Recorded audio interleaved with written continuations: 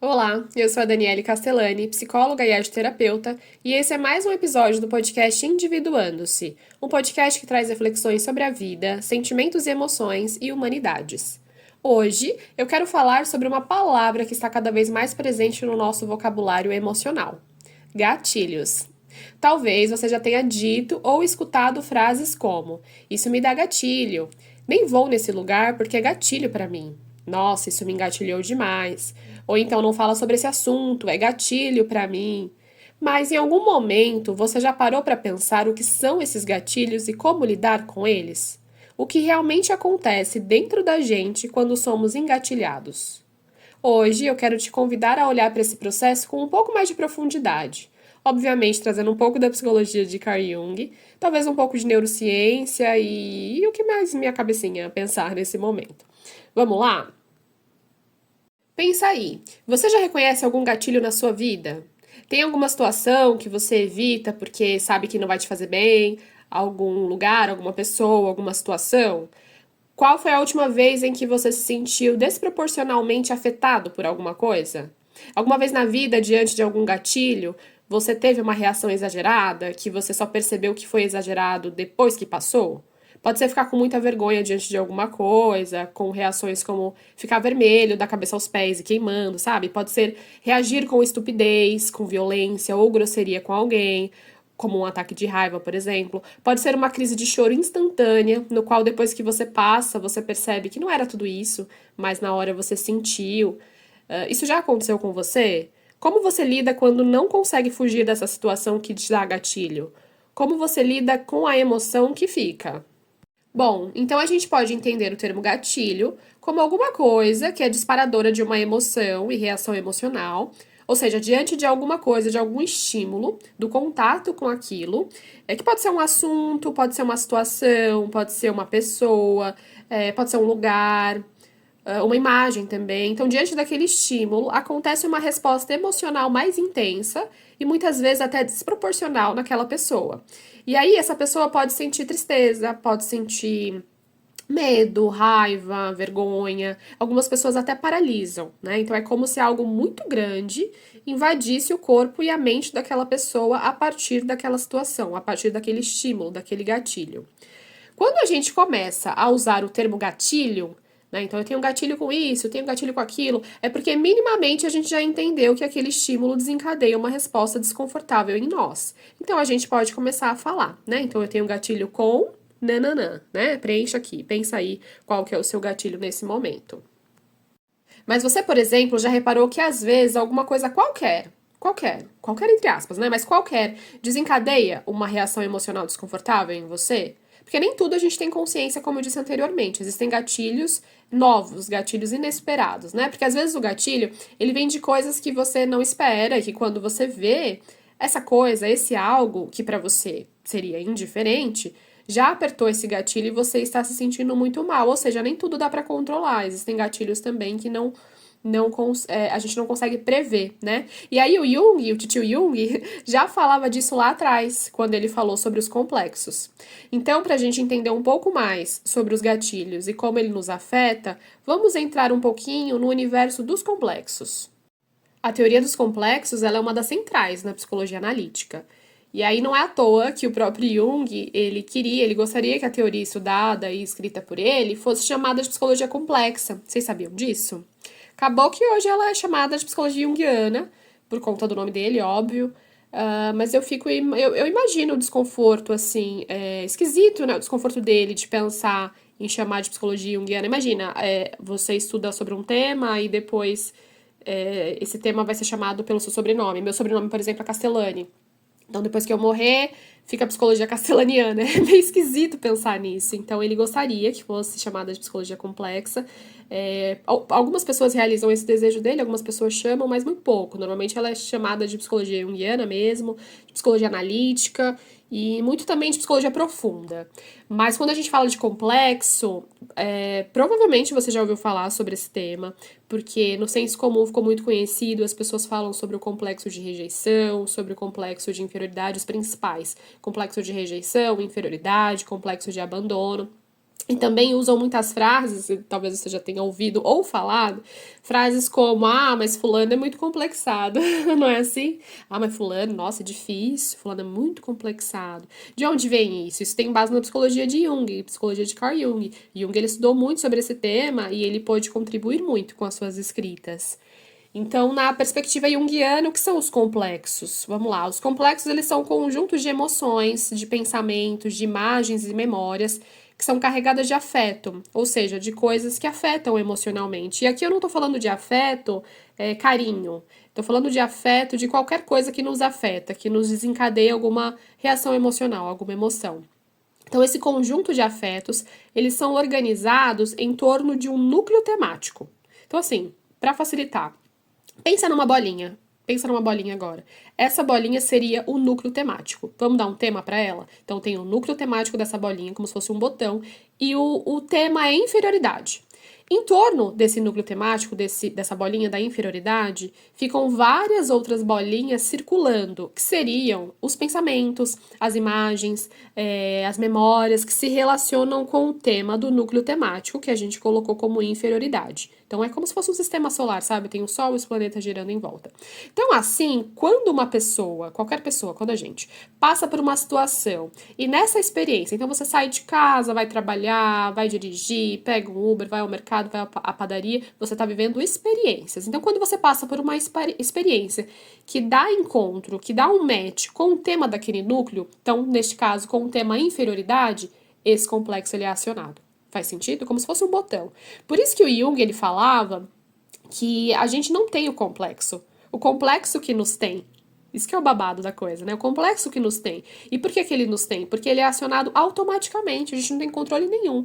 Ele é acionado automaticamente com base nas associações acerca daquele tema, daquele núcleo temático. E a gente não tem controle quanto a isso. Então, se o núcleo entende que aquela experiência é de inferioridade, ainda que não seja na realidade inferioridade, mas é o que ele sente. Se ele entende que aquela experiência é de inferioridade, ele vai ativar feito um botãozinho, tá? Então, para quem gosta de animação, que são os gatilhos, né? Para quem gosta de animação, o filme Divertidamente traz lindamente essa experiência, né? Essa explicação através do painel de controle, das bolinhas coloridas e tudo mais. Então, assista novamente depois de ouvir esse episódio, que vai fazer ainda mais sentido para você. Então, se o complexo, ficou bem claro aqui, né? Se o complexo ele é autônomo, automático, entendemos que ele opera do jeito dele. É dentro da gente, mas a gente não controla, sabe? Igual as células mesmo. Tem muita coisa dentro da gente que a gente não controla, imagina só. Para os controladores de plantão, imagina só o tanto de coisa dentro da gente que a gente não controla.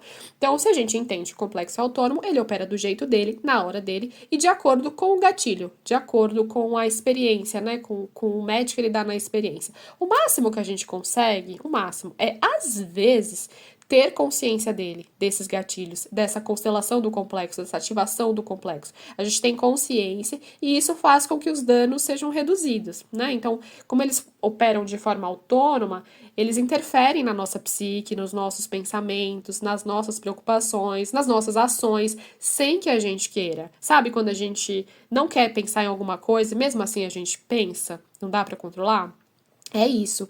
E aí, em se tratando dos complexos, não existe a possibilidade da gente, de estudarmos e nos conhecermos a tal ponto de não ter mais esse complexo, esse núcleo temático de afeto nunca mais na vida. Ou seja, de que nada vai nos abalar, de que nada mais será um gatilho pra gente. Porque enquanto a gente tá vivo, enquanto houver vida, sempre haverão coisas que nos engatilhará. Então, sempre haverá alguma coisa ou alguma situação que vai deixar a gente abalado, afetado, sempre. Enquanto a vida tem complexo, enquanto a vida tem gatilho.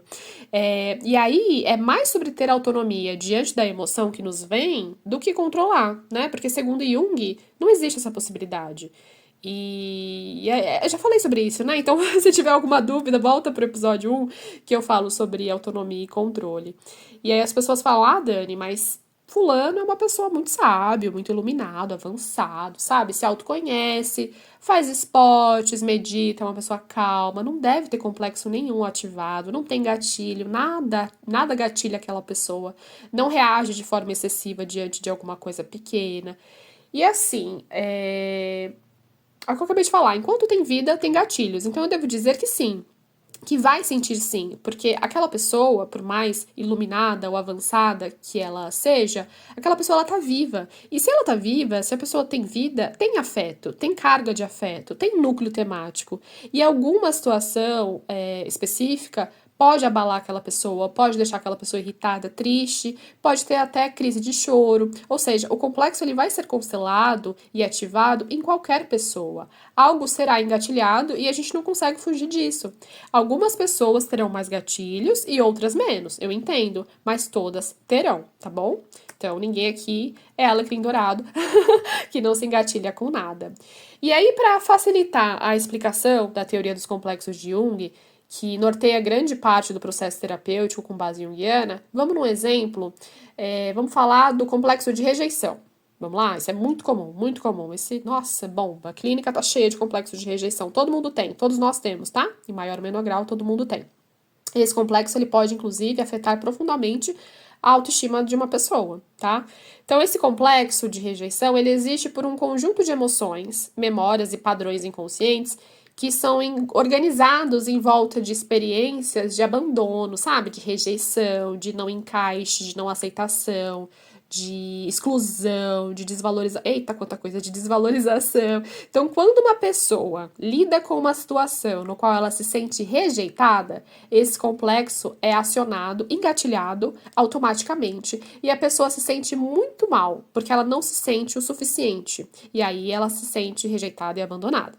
Reparem que eu falo se sente, se sentir, e não ser rejeitado e abandonado. E aí tá o pulo do gato, né? Porque é tão irritante lidar com os complexos é irritante demais, porque aí tá o pulo do gato. As pessoas, elas não necessariamente vivem aquilo, não é uma coisa que ela vive, mas sim o jeito que ela sente. Às vezes a experiência ela não aconteceu, por isso que cada ponto de vista é visto de um ponto, né? Porque às vezes quem tá junto fala, mas isso não aconteceu, mas para aquela pessoa a experiência que aconteceu, mesmo que não seja na realidade. E aí o que o terapeuta faz? Ele não lida com a realidade, ele nem tá lá, ele lida com a experiência do indivíduo. Se aquela pessoa sentiu aquilo, vamos lidar com aquilo que ela sentiu. Não vou ficar querendo saber se aconteceu ou se não aconteceu, tá doendo para ela. Então assim, ela sentiu aquela experiência de dor, vamos lidar com aquela experiência, tá bom? Por isso que eu sempre trago se sentir e não ser. Porque o complexo, o gatilho, o monstrinho, ele não vive só a partir daquilo que é real, né? Ele vive a partir daquilo que é real pra ele, como ele sente aquela experiência. Então, às vezes, ninguém rejeitou aquela pessoa, mas o complexo foi acionado automaticamente e reconhece aquela experiência como rejeição. Então, você já conheceu, ou talvez já foi, uma pessoa que sempre se sente deixada de lado, abandonado, como é que é? Deixa eu ver mais experiências. Que é a última pessoa a ser chamada, a última pessoa a ser convidada, a pessoa que não é convidada, sente que ninguém quer estar perto de você, ou já conheceu alguém que sente isso. E assim, muitas vezes isso não acontece em realidade, né? Ela não é a última a ser chamada, ela não é a pessoa convidada, mas ela sente que sim, né? E aí essas pessoas, inclusive, podem ser pessoas que são chamadas, viu, para os círculos sociais, então as pessoas convidam ela, mas dependendo da força do complexo, do núcleo daquela pessoa, do núcleo temático, lembra disso? Aquela pessoa ela não reconhece. Então você já deve ter conhecido alguém que fala, eu sou, sabe, só eu sou sempre a última, ninguém me ama, ninguém me quer. E aí você fala, não, caramba, fulano, mas eu te mandei 500 mensagens, eu te liguei, eu te chamei, você que recusou, né? Então, às vezes, o complexo de rejeição de uma pessoa é tão forte, gente, mas é tão potente, baseado no histórico de vida, de várias coisas, que ela não percebe, é inconsciente, tá? Ela mesma recusa o convite da outra pessoa, e depois ela reclama que ela não tá nos lugares, que ela não participa, né? Ela mesma, dependendo da força do complexo, ela mesma recusa o afeto das outras pessoas, e depois ela reclama que ela não tem amigos, que ela não tem um relacionamento amoroso, né? Então é babado, gente, é forte o negócio do complexo, é muito importante a gente ter essa consciência. Já que a gente não tem o controle deles, é importante ter essa consciência para nos ajudar e para ajudar o outro também. Então, dependendo da força do complexo de rejeição daquela pessoa, se ele tá muito potente, muito ativado, aquela pessoa mesma, inconscientemente, claro, se rejeita. E aí passa a se sentir rejeitada por todos. E às vezes até de ser rejeitado, viu? Porque uma pessoa que se rejeita muito, às vezes ela começa a ser esquecida, né? Uma pessoa que rejeita muitos outros e se rejeita muito, ela pode sim, e aí passa do se sentir pra ser. E aí piora muito, né? Porque aí as pessoas realmente rejeitam de tanto que aquela pessoa se rejeita ou rejeita os outros. Complexo de rejeição é muito importante, né? Eu poderia falar muita coisa dele aqui, mas acho que já deu pra entender um pouquinho. Eu mesma, né, na época da faculdade, eu tava sempre cansada. Sempre cansada, sempre cansada. O meu estilo de vida na época justificava totalmente esse cansaço, né? Mas os meus complexos, eles não queriam nem saber. Então, assim, nos dias que eu tava. Aquele dia que eu tava mais cansada, péssima, xoxa, capenga, sabe? Com as moedinhas no ônibus pra pagar a passagem, em pé no ônibus. Eu lembro que quando eu dava boa noite pro cobrador, então eu já tava muito cansada, eu tinha acordado super cedo pra pegar o fretado na Dutra, uma loucura, madrugava, sabe? Aí saía, ia pra faculdade, muita cobrança na faculdade também, de estudo, de nota, o psicólogo tem que ler pra caramba, e você não tem tempo de ler. É um absurdo, é uma coisa assim, na época foi difícil, mas enfim, passou, né? Nada super cruel. Mas na época eu não tinha essa consciência, meus complexos totalmente acionados. Então quando eu tava lá no ônibus à noite e eu dava boa noite pro cobrador, porque cansada, porém sempre simpática, né, gente? Eu entrava no ônibus, dava boa noite pro cobrador, ele não me respondia, às vezes ele não me respondia, ele nem olhava pra minha cara. Gente, olha só o gatilho, olha só o complexo acionado. Pra mim aquilo era a morte. Era a morte. Às vezes, gente, eu queria chorar porque o cobrador não respondia meu boa noite. Vocês acreditam nisso? E aí eu tinha, né, claro, todas as situações possíveis que potencializavam essa minha sensação de inferioridade. Porque aí eu tô falando do complexo de inferioridade e rejeição. Eu tinha todo o estilo de vida para que aquele complexo tivesse mais potente, maior, mais acionado, mais autônomo. Mas na hora eu não tinha essa consciência. Então eu pensava, meu Deus, eu devo ser um cocô de humano pra uma pessoa nem responder o meu boa noite. Eu devo ser a mais inferior das inferiores. Eu lembro disso, gente. Olha que coisa. Eu não mereço nem boa noite diante da minha noite, que já não tá boa. E aí eu ficava muito mal. Eu lembro que eu chorava de frio, por exemplo. Olha o complexo. Depois que passa, na hora a gente não tem consciência, né? Talvez depois desse episódio você vai ter mais consciência a respeito disso. Mas eu chorava de frio, e não era de frio, sabe? Eu lembro que no início da faculdade tinha uma linha de ônibus também que não era boa o suficiente, depois melhorou. Mas eu pegava dois ônibus, e o primeiro ônibus eu tinha que descer na Dutra, né, no Sakamoto, pra pegar o segundo pro meu bairro. E é muito frio a Dutra, né, gente? Porque é Dutra, a rodovia. E no inverno, então, meu Deus, é muito gelado. Só que aí eu ficava lá no ponto, eu descia e hoje eu dou risada, mas eu chorava de frio. Eu chorava, ai, eu tô com frio. Mas não era frio, não chorava de frio, eu tava agasalhada, tinha recurso pra. Eu nunca, que isso, imagina. Mas eu achava que eu chorava de frio, mas eu chorava de cansaço, eu chorava de me sentir inferior, me sentir várias coisas. Meu complexo ele ficava totalmente acionado. O cansaço ele aciona muitos gatilhos também, acionam muitos complexos. E hoje eu entendo, né? Que na verdade não era o frio, era uma preocupação excessiva, uma rotina insalubre, uma falta de sono, uma falta de alimentação que era boa pra mim, não porque eu não tinha recursos pra isso, mas pela correria do dia a dia, né? Então, o que eu tô querendo dizer? Que o meu complexo de inferioridade, por conta das inúmeras situações da minha vida na época, ele já estava ativado, constelado, né? E situações como essas do boa noite ou do frio, que somavam a essa cadeia de memórias, de imagens, emoções e afetos que eu falei do núcleo temático, engatilhavam ainda mais essa sensação de inferioridade. Mas na hora eu não tinha essa consciência. Então, faz sentido esse exemplo pra vocês?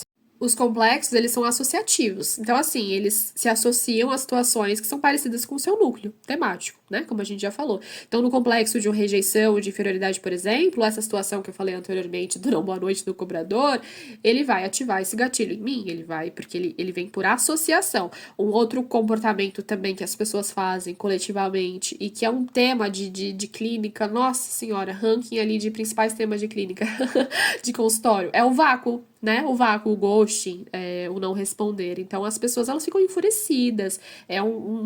Toca num ponto muito sensível de muita gente, que é o da rejeição, né? De ser o último a escolhido ou de não ser respondido. Então pessoas às vezes demoram para superar um vácuo, passam semanas falando sobre aquilo, sobre por que que a pessoa não respondeu, por que que a pessoa sumiu, né? Porque o que que acontece? É gatilho, que é o tema desse podcast, é gatilho. Associa com núcleo temático e dá o match perfeito para que o complexo seja acionado. E aí a pessoa pode desencadear uma reação emocional, que é raiva, choro, tristeza, vergonha, essas coisas todas. Falando nisso também, em algum momento da sua vida, você já teve uma reação assim que foi muito grande, que foi muito exagerado diante de alguma coisa, você viveu aquilo, reagiu automaticamente, óbvio, né? Porque o complexo é autônomo. E aí depois que passou, você falou: "Meu Deus, que vergonha. Pra que tudo isso?" Pra que esse ataque todo? O que eu fiz foi muito exagerado, não foi pra tanto. Agora que passou, eu vi que não foi pra tanto. O que aconteceu comigo, né? Já aconteceu com você?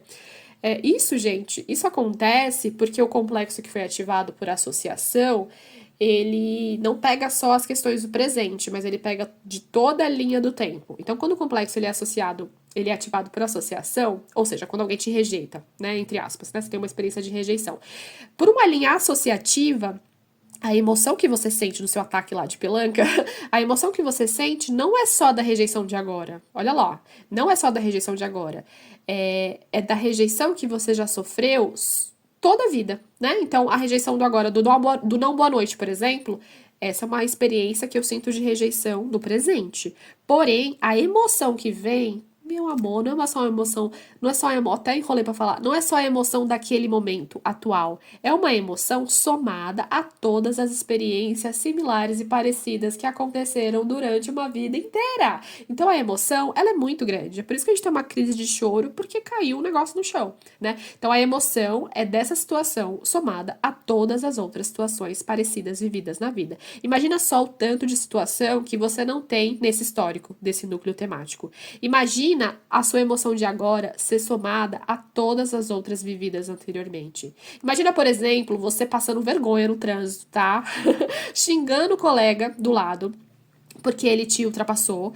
E, na verdade, aquilo nem é nada. Ele só te ultrapassou, você não tá atrasado, nada demais. Mas imagina só você passando essa vergonha, porque quando associa automaticamente, através do complexo que é ativado em você, com todas as situações de ser passado para trás que você já teve na vida, aí você tem uma reação emocional exagerada. Você xinga, mostra o dedo. Tem gente. Ai, gente, é um caos. Tem gente que acelera, é um caos. Por quê? Qual que é a experiência daquele indivíduo? A experiência de ser passado para trás. Naquele momento foi só um corte no trânsito. Mas a emoção é do corte no trânsito, mas também é daquela vaga de emprego que você achou que você passaria e que você não passou.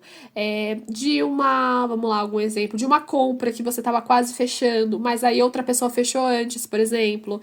Daquele pódio que por segundos você perdeu, quase que você conquistou a medalha, mas foi coisa de segundos, alguém passou na sua frente. Daquela pessoa que você jurava que ia namorar, que ia se relacionar, e aí ela preferiu estar com uma outra pessoa. Imagina o seu cérebro associando tudo isso em segundos, na fechada de trânsito, numa pessoa passando por você de carro. Imagina, automaticamente, e você não pode controlar, porque o complexo é autônomo, o gatilho ele é autônomo. E aí você se sentindo a pior pessoa do mundo, a maior dor do mundo por ter sido passado para trás, sendo que pro outro, na pessoa, na vida, aquilo foi só uma ultrapassagem de trânsito, só isso. Então, assim, né, aquilo que eu falo, pra que esse ataque de pelanca? Pra que esse surto, essa crise, né, brincando assim, entende? Entende? E entende que entender também não te faz parar de sentir, porque é automático e é automaticamente que tudo isso acontece. E aqui é legal pensar também no quão tóxico todo mundo pode ser em algum momento da vida. Uma das principais metas do meu trabalho, tanto na clínica quanto aqui em qualquer lugar que eu fale, não é de listar comportamentos tóxicos no outro, sabe? Para diagnosticar o colega. É claro que a gente vai reconhecer uma coisa ou outra, mas o meu principal objetivo no trabalho é fazer com que as pessoas reconheçam nelas mesmas. Porque eu acredito que na gente a gente pode mudar, transformar, no outro não, sabe? Então, se a gente quer um mundo melhor, começa pela gente, reconhecendo os nossos comportamentos ruins e transformando, se possível. E é por isso que eu sei que meu trabalho e minhas falas incomodam muita gente, né?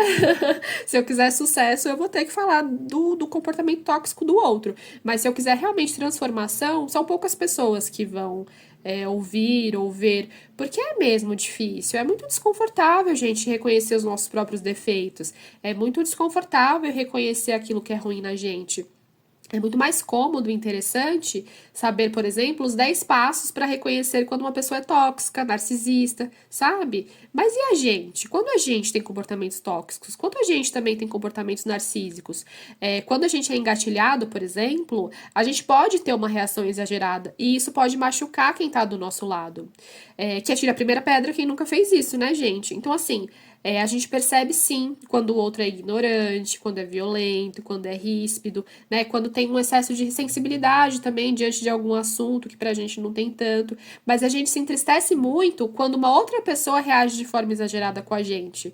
Mas é o que eu tô falando esse episódio inteiro, né? Mas se ter gatilhos emocionais é uma coisa humana, e todos nós somos humanos, uma hora ou outra a gente pode sim, né, querendo ou não, ser grosseiro com alguém, e a gente também precisa se responsabilizar com isso, tá bom? E aí como é que isso começa? Começa reconhecendo os pontos sensíveis na nossa vida e transformando isso em nós, porque por mais que a gente entenda minimamente a mecânica dos gatilhos, que é o que eu tô fazendo com vocês hoje, a mecânica dos gatilhos e dos complexos, e como isso nos afeta, isso não é uma passação de pano, porque nada justifica uma violência do outro conosco e nossa com o outro também. Então, aquilo que eu sempre falo, né? A sua reação exagerada, a minha reação exagerada, ela é entendível, mas nunca é justificável. Nenhuma violência, nenhuma estupidez, nenhuma grosseria é justificável. A gente pode até entender, mas não é justificável. Tá bom? Então, vamos olhar pra gente também, porque entendendo que a gente é humano e que a gente tem gatilho, a gente também entende que de vez em quando terá a possibilidade da gente ser tóxico, grosseiro, e fazer alguma coisa ruim com uma outra pessoa, tá bom? Então, em resumo, quando a gente é gatilhado, ou junguianamente falando, quando nossos complexos são ativados, é como se o eu adulto, eu adulto não, mas o eu consciente saísse de cena, e o eu antigo, ferido, mais reativo, assumisse o controle, assumisse o volante, sabe? E aí é por isso que às vezes a gente se arrepende e pensa, né, que nem parecia, nossa, nem parecia eu, que vergonha. E aí não era mesmo eu, né? Não era mesmo eu, era o complexo acionado, o complexo ativado. E aí percebem que não é só psicologicamente que as coisas acontecem. Quando a gente fala dos complexos ativados, ou num papo mais moderno, que é o título desse episódio dos nossos gatilhos, a gente também fala sobre fisiologia. Logo, a gente também fala sobre corpo, né? Porque quando a gente é gatilhado, o nosso cérebro entra em ação e ele não diferencia, como eu já falei anteriormente, o passado do presente, porque os complexos se acionam por associação, como eu já disse. Então, nessa linha de situações parecidas que são associadas, não há uma separação de passado, presente e futuro. Lembrem sempre que a consciência tem essa noção de tempo.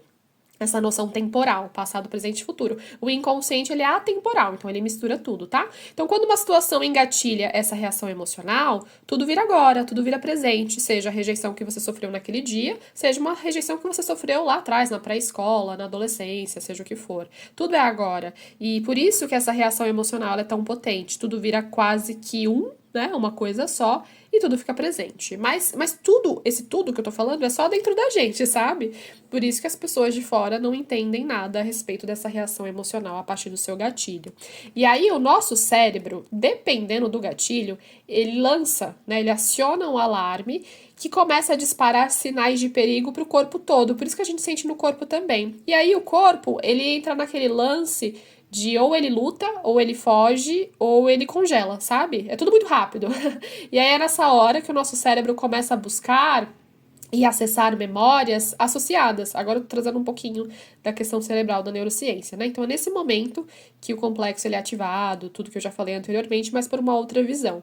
Por que que ele começa a buscar todas essas memórias associadas nesse segundo, nessa coisa muito rápida? Porque ele quer repertório para lidar com aquela situação, né? Para entender se ele luta, se ele foge, se ele congela. Mas quando a gente está emocionalmente tomado por esse gatilho, por essa emoção, a gente não consegue raciocinar, racionalizar o suficiente consciente, né? A gente não consegue pensar direito quando a gente está emocionalmente tomado. Isso em todas as situações da vida. Você mesma já deve ter tido um branco na prova, né? Sabia responder aquela prova, estudou aquilo, sabia responder com maestria, mas devido ao nervosismo mesmo, não lembrou de nada. E aí depois se sentiu muito mal por isso. Porque a gente não consegue mesmo pensar quando a gente está emocionalmente tomado, engatilhado ou junguianamente dizendo, com o complexo ativado. Então é um processo automático, fisiológico e a gente não pode controlar. Mas a gente pode ter, sim, autonomia diante dessa emoção que nos vem, né? E aí a gente começa a lidar melhor com isso tudo quando a gente começa a se observar. Então, se você tem muitos gatilhos e isso influencia muito a sua vida, sua saúde mental, sua saúde integral mesmo, seus relacionamentos, a primeira coisa que você precisa fazer é parar de brigar com os gatilhos. Porque você sempre vai perder. Você sempre vai perder. Me desculpa a honestidade aqui. Mas você sempre vai perder, gente. Você vai querer brigar com os complexos, assim? Você vai querer conter os complexos? É sério. Né, gente? Nem Jung, sabe? Não tem como. Você não consegue conter os complexos. Não é como. Você não consegue conter os seus complexos. Para de brigar com os seus gatilhos. E aí, em vez de tentar conter esse gatilho, essa reação emocional diante dessas situações da vida, começa a observar e perceber que esses gatilhos, mais do que tudo, eles são comunicadores, eles são mensageiros. Sabe? Mensageiros? Mensageiros que apontam as feridas, as suas dores, as dores que não foram sanadas, curadas, e que você precisa desenvolver, melhorar, né? Partes suas que precisam ser mais acolhidas, mais vistas, mais ouvidas, mais integradas. Então, os gatilhos, eles são como se fossem campainhas mesmo, que despertam essa parte que você não olha, essa parte ferida que está adormecida. E aí, o caminho, ele começa quando a gente se torna mais consciente. Isso em muita coisa na vida, né? E aí, para isso, a gente começa não na ação, não agindo. A emoção ela vem, você sente, tá? E você não precisa reagir de pronto. Então a gente começa na pausa. Começa ao sentir o gatilho, mas respirando, observando aquilo que você sente. Se você quiser anotar, você anota. Então observa. Deu vontade de quê? Deu vontade de xingar? Deu vontade de não responder? Deu vontade de bater? Deu vontade de bloquear? Deu vontade de chorar? Deu vontade de se machucar? Observa isso, registra isso se você puder, se você quiser, mas pausa, não reage. O gatilho ele vem, a gente não controla a emoção que vem, mas não reage. Observa isso. O que você sentiu diante daquilo? E aí se dê um tempo antes de agir, tá? Respira, faça uma outra coisa, conversa com uma outra pessoa. E aí depois você volta. Sabe aquela na volta a gente compra? Então assim, depois você volta. Aquilo ainda tá forte, igual antes? Tá forte? Continua a mesma coisa? Eu tenho a impressão que depois disso já reduziu um pouco, não? Tá? Então dê um nome para essa emoção, coloca um nome para isso, pergunta para si mesmo o que dentro de você tá tão ativado por essa situação que você viveu, por essa pessoa que você viu, por essa mensagem, né? Qual parte da sua história tá vindo à tona aqui nesse momento do gatilho, do complexo acionado? O que você sente diante disso é mais do que o esperado? Ou vem junto, né? Vem acoplado nessa emoção alguma outra coisa do passado, alguma coisa do passado veio à tona diante dessa experiência. Se quiser anotar, anote, né? Fale com o seu terapeuta. Quanto mais consciente você tá, maior é a probabilidade de você desenvolver recursos e ferramentas para se autorregular emocionalmente, que é o que eu disse. O gatilho você não controla, mas você pode aprender a ter recursos para lidar com aquilo que ficou, com aquilo que sentiu. A terapia, a psicoterapia, ela pode ajudar com esse processo de estar mais consciente, mas ela não é a única ferramenta para isso, tá, gente? Então você pode meditar, você pode praticar uma respiração mais consciente, pode escrever sobre tudo isso, como eu disse, pode produzir arte também, colocar para fora. Então, práticas como essas ajudam a reduzir os danos de quando esse gatilho ele é ativado. Então, assim, estar mais consciente pode despotencializar esse complexo. O complexo ele vem e ele é potente, a gente não controla ele, mas algumas coisas podem tirar a sua potência, deixar ele um pouquinho menor, um pouquinho mais desnutrido, igual eu brinco com os meus pacientes. Não precisa ser tão bombado, pode ser mais desnutrido o complexo para não bater na gente, né? Não acabar, não arregaçar a nossa vida. Então, despotencializar esse complexo a partir dessas ferramentas, desses recursos. É importante lembrar também que nada vai apagar os gatilhos ou os complexos. mas é possível transformá-los em sabedoria emocional, né, em autoconhecimento também, e como um norte para conhecer a si mesmo. Então, depois de ouvir esse episódio, sempre que você se sentir engatilhado ou com uma reação emocional desproporcional diante de alguma coisa, se pergunta o que esse gatilho quer me mostrar, tá? Quando a gente começa a escutar e acolher a nossa mente, o nosso corpo, o sofrimento, ele não fica só no sintoma, ele também é sintoma, mas a gente também começa a reconhecê-lo como um caminho, como um mensageiro, como uma bússola, sabe? Um professor, tá? Então, começa a perguntar isso para si mesmo. E aí, para finalizar, eu desejo que você que ouviu esse episódio até aqui, que você tenha cada vez mais sabedoria, sabe? Discernimento. E sempre que possível, serenidade para lidar com essas situações que engatilhem dores em você. Sentir gatilhos complexos acionados é humano, né? Então você, como um bom humano, você vai sentir isso por muito tempo na vida, mas você pode enxergar isso de uma outra forma e utilizar desses gatilhos para se autoconhecer, para se transformar e para se melhorar como esse humano que você é.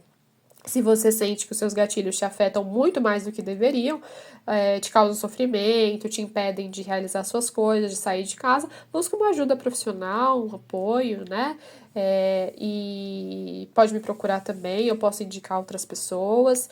E se esse episódio fez sentido para você, compartilha com alguém que também esteja buscando se conhecer melhor, entender mais sobre o assunto. Eu agradeço você que ficou até aqui, me ouvindo hablar. Espero que tenha ajudado de alguma forma. Eu fico à disposição para trocar sobre esse assunto com vocês nas minhas redes sociais. Então você encontra meu contato lá no meu site, que é o barbolani.com.br, e também pode me chamar no Instagram, que é o @danibarbolani.psi. Tem outras redes sociais também, mas eu faço as coisas, mas eu sou uma negação pra isso, né? Mas eu tô no TikTok também, acho que Daniele Castellani, eu tô lá. Pode me chamar que vai chegar a notificação e a gente troca um pouquinho sobre o assunto, tá bom? A gente se encontra no próximo episódio. Um beijo e até lá!